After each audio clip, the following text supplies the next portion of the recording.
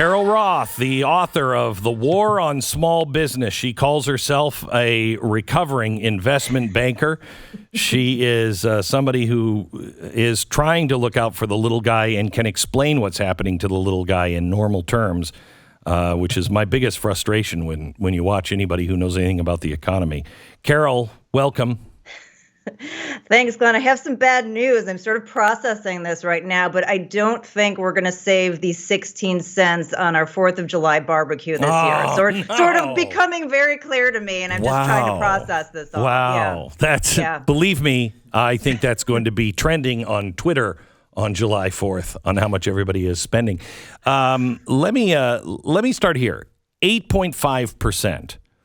Yes. In 1980, the highest inflation rate was 14.6, and we had 20% mortgage rates. 2022, according to Shadow Stats, which is calculating the way we calculated inflation in 1980, our inflation rate is 17.1%, and our lending rates are now 0.5% to the banks. That seems a little crazy. Yeah, it seems like a little bit of a mismatch of policy. Obviously, a lot to unpack there, but this is why people are so angry with the Federal Reserve. They have been on the forefront of causing this issue by artificially suppressing interest rates and printing trillions of dollars that have in part caused this inflation. And then, they were buying securities, putting them on their balance sheet, part of what suppresses interest rates up until last month. Then all of a sudden they got the wake up call going, oh boy, inflation's pretty high, even though it's been trending at, incredible levels for well over a year. And, now all of a sudden, we have to do something, and they're still not doing it fast enough. But the rub on all of this is it's very hard for them to do anything without putting us into a recession. So they are caught between a rock and a hard place. Yeah, kind of. Oh, gee, I remember saying this. Kind of at a place where there are no good options and they're out of bullets. All right. So let's go back to the stats of 8.5%. This is so misleading because they'll say it's the highest in 40 years, meaning it was worse under Jimmy Carter. But I contend it's not worse. I mean, it was not worse in the 1970s and 80s. It's worse now by far because we're at the beginning of this. Can you explain Shadow Stats and what you understand? Is this credible to be able to say, let me look and calculate it the way we used to? Sure. So to be fair, I've looked at Shadow Stats. I have not been able to go through. It would take, lots of modeling power to be able to go back and replicate it. But basically what they've done is they said, there have been a lot of shifts here, both in the 80s and the 90s in terms of the way that the government calculates inflation. And this should be of no surprise to anyone. They want to keep the headline inflation number down. Also, though, isn't Social Security increases based on CPI? You just read this is exactly where I was going with it. So they have a couple of, no, this is good. We're always sympathetic on these things, Glenn. So the reason why they want to keep the headline number down is because it allows them to print more money. It keeps you from panicking. But like you said, there are a lot of things that, the numbers for inflation feed into, like you said, Social Security and other programs that have cost of living adjustments. So this is another way for the government to continue to cheat. So what Shadow Stats has done is they said, well, let's go back to, the best approximation we can make of what happened before the 90s changes, before the 80s changes, and let's calculate it.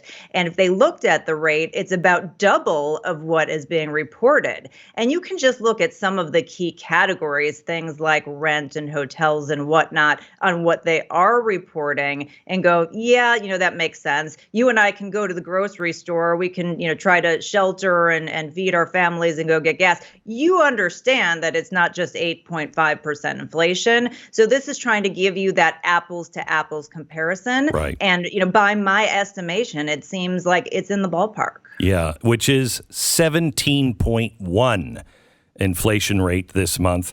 In 1980, it was 14.6. That was the top of it. We're not are we at the top of this? Well, that's a great question.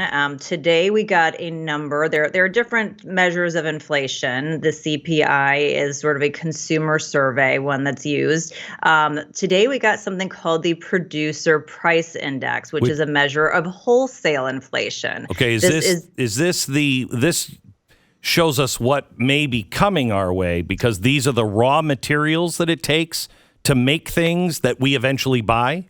Yes, this is the inflation and the inputs to the goods and services. And it is a lagging indicator because you obviously have to have that inflation number, know what that is, but they haven't gone into that finished price that has gone to the consumer, what the consumer is paying yet. So this ends up meaning that what we're seeing today is going to impact what we're seeing going forward. Now, obviously, the gas prices are moving around, so it's going to be different headline versus looking at what's called core inflation, which strips out food and energy prices. But given the fact that at the producer level, today we got a number that is the highest level on record, Glenn, the highest level, 11.2% at the wholesale level. That's 11.2% increase, which again is probably understated, that is going to flow through goods and services that we're going to see in the coming months. That's the current way. Did they ever calculate? They changed this calculation ever? Of course, they changed the whole name. They changed the whole name of the index, right? You know, they said, well, we're not going to do it this way anymore. We're gonna have a different way to do it. We're gonna have a new name. We're gonna brand it. It's gonna be great. But so this of course is it's changed. But this is the highest number, even with all of the changes. This is the highest number ever recorded? So based on this current index, this is the highest number ever recorded. Holy cow. Yeah, I mean, it was staggering, 11.2%. Okay, so why is this I would think this is a leading indicator. Because if the prices to produce things are more expensive today, at 11% more expensive, that means that it's showing me that when it finally gets a finished product and you're going to be paying at least 11% more, right? Yeah, we're saying sort of the same thing in a different way. What I'm saying is that it lags what shows up in the CPI inflation number. So you have not seen it yet because it hasn't hit it yet. So we're both saying the same thing and just with just slightly different words here.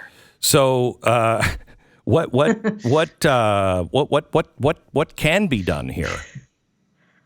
It's a really good question. Obviously, a lot of people are looking to the Federal Reserve to get us, out of this with monetary policy. The challenge is I don't think they can do that without causing a recession and major carnage in the economy, because at this point, all the things that have led into this, the monetary policy, the fiscal policy, the disruption in the supply chain, it's created this systemic supply imbalances. Monetary policy can quell our demand. It can make us go, oh, we're not going to get a mortgage because, it's at 6%, or, we're not going to spend as much at the store.